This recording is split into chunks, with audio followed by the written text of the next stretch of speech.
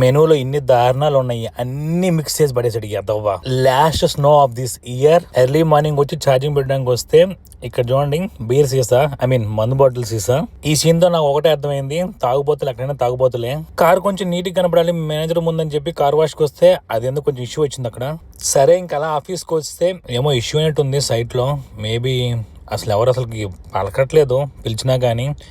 ఏమో లైట్స్ అన్నీ ఆఫ్ అయినాయి, నాకేం అర్థం కాలేదు. బట్ ఓకే, ఎప్పటిలాగా మా చిన్న మినీ కాన్ఫరెన్స్ రూమ్లోకి వెళ్ళిపోయాము. ఎవరు రాలేదు, స్నాక్స్ అయితే పెట్టారు తినడానికి. ఆఫ్టర్నూన్ వేరే క్లినిక్ వెళ్ళాల్సి వచ్చింది. నేను మా తమ్ముని తీసుకెళ్ళాను తోడుగా, వాడు వచ్చాడు చూద్దామని ఎలా ఉంటుందని. ఆ లోపలికి వెళ్ళాము, అంబియన్స్ అన్ని బాగున్నాయి చూడడానికి అంతా. ఇది ఒక ఫేమస్ US 66 రూట్ అని ఒక రెస్టారెంట్, ఇది బాగుండిద్దంట. ఈ మెనూ వచ్చి ఈరోజు స్పెషల్ ఆఫ్ ద డే అంట.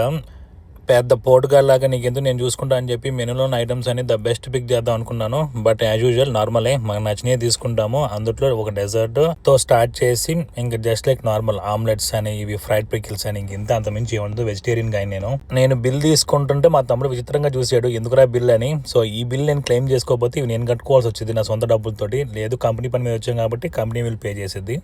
బట్ చూడడానికి అచ్చం బాగున్నారు మా ఆఫీస్లో కొలీగ్స్ లాగా. ఇంకంతే వాళ్ళకి ఏదో సరదాగా వచ్చావు నేను మా తమ్ముడు.